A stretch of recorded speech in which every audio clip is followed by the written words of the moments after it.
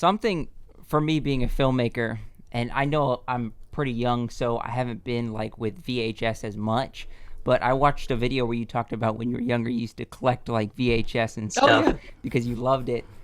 Something I've always been so passionate about is things like Netflix. People go and binge a show and they watch it one time because they binge it, but they're not invested in that show as much. So I love to go out and buy a copy of a film and invest in it. I feel like me buying a copy is helping the creator or the people who created that film, and that I think is investing a little bit for me as a Hmm. viewer rather than just binging a show. And I feel like, do you think Netflix is changing how creators make films because of that?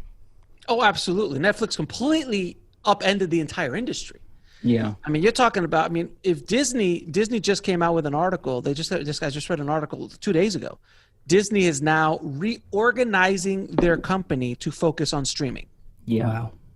That is a huge statement, considering Disney is probably one of the biggest, if not the biggest, movie studio. And I'd argue it's even a studio anymore. It's much more than that. But that they're now just saying, you know what, this theatrical thing, this old model of doing business is Yeah. not the way to go. Absolutely, Netflix has changed the entire game. I've been talking about this concept of devaluation of content.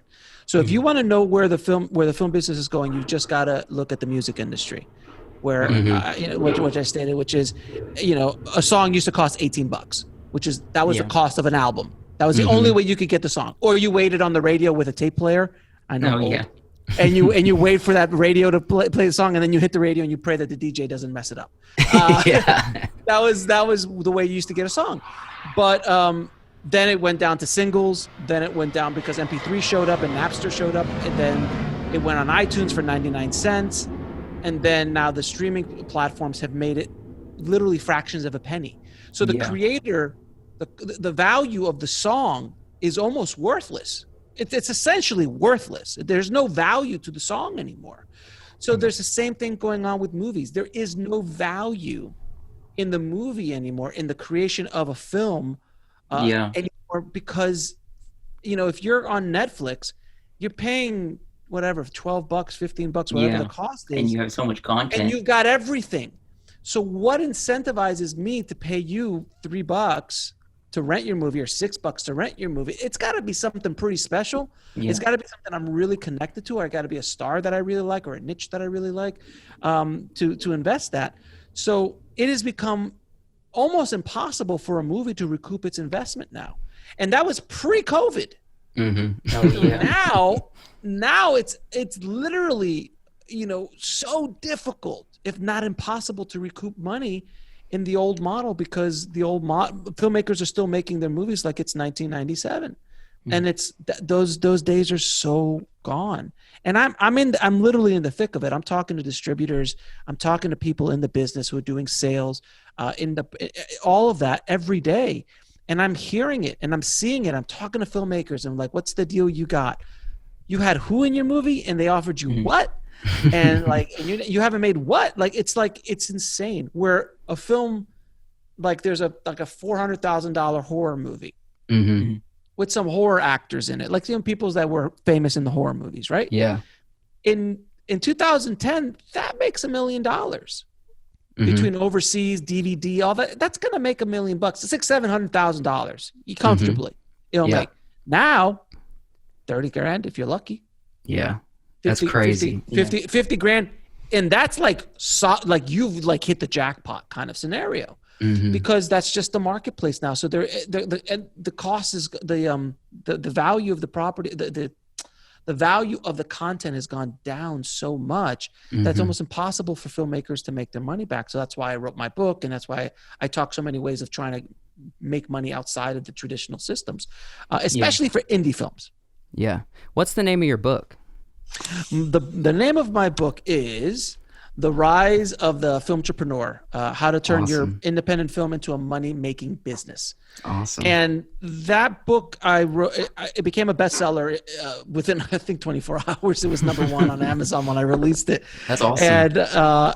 And it's basically a blueprint on how to build a business around your film or content. Yeah. It could be around series. It could be around movies. It could be around any sort of content. And I mean, even a YouTube channel, like the concepts in the book, you can lay into any sort of content, but you got to follow the steps. And then I literally leave in every single chapter multiple case studies of other filmmakers who are killing it, doing a lot of the stuff that they're doing. And you don't have to do all of it. You could just do maybe a section here and a section there, and you could be extremely successful with it. And I have examples of how I use it on a daily basis as well. So it is, I feel, the future. I don't think there's a future in generating revenue from your film because of the exploitation of the film. Yeah. And if you study the big boys, which I'm truly a student of the industry, and I study everything. A lot of people are like, oh, I'm not going to study the studios. I'm a nitty guy. I'm like, well, you got to see where that thing's going. If you look at Disney stopped being a studio probably 2-3 decades ago. Like, because if you think about it, a movie studio's definition is the product I produce is a movie, right? And then how do I make money with that movie? Well, I send it to theaters. So I am making money off the exploitation or the access to the content. So that's just changed over time. So it's going to be a theatrical.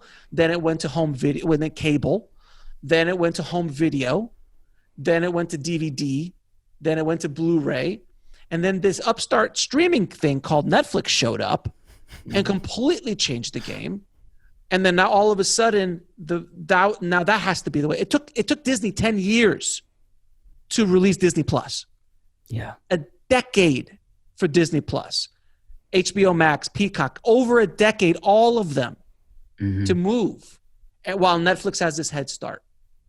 And they tried with Hulu a little bit, but that was kind of like a mishmash, and it's now come into its own as well because Disney now owns it.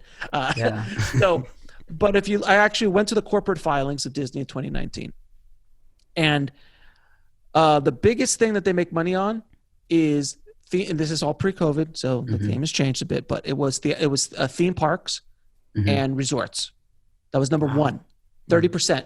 By the way, they made $19 billion. Revenue, 19 billion revenue. Gosh. So I think it was 19. Oh no, I'm sorry, 70 billion. I apologize. It was. I was a little off there. 70 billion. I was like, that's a low number. No, it's 70 billion. For Disney, it's a low number. Yeah, it's a low. I mean, I only pull in 1 or 2 billion a year personally, but that's just me. I mean, who can't? I mean, who can't live on $1 billion? I mean, seriously. So it's about 70 billion. So about 30%, 25 to 30%. Is theme parks and resorts. Then it's licensing, like cable networks and licensing. So the ESPN, Disney Plus, Disney Channel. That's another like 50 and 20%.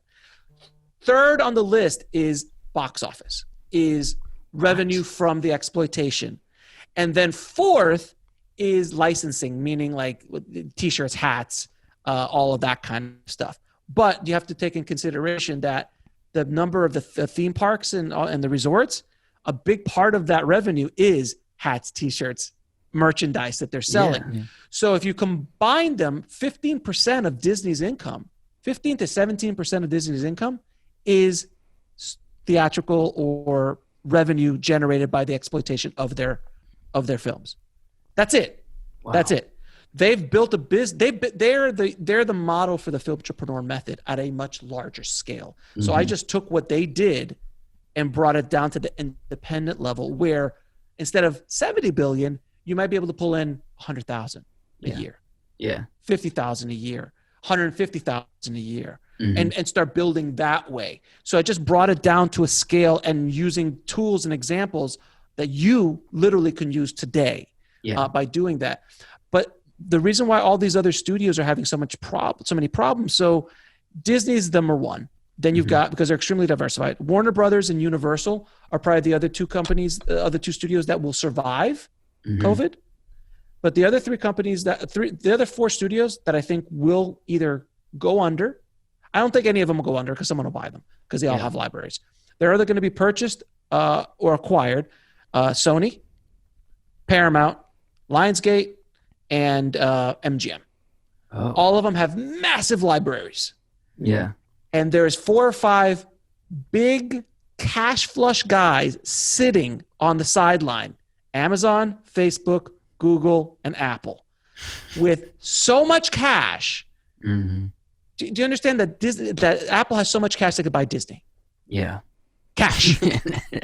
Cash. Yeah. So That's these guys are crazy. sitting, waiting. They're just waiting. And I promise you that Amazon or I think probably Amazon is going to probably be the one to do it. Is going to buy a theatrical chain. They're going to buy AMC or they're going to buy Regal because that business model, the theatrical business model has been going down for forever. If it wasn't for, you pull Marvel out of the last 10 years and the box office would be nothing. It's just a straight line down or just a gradual line. So Marvel is basically, Disney itself has been holding up the theatrical business.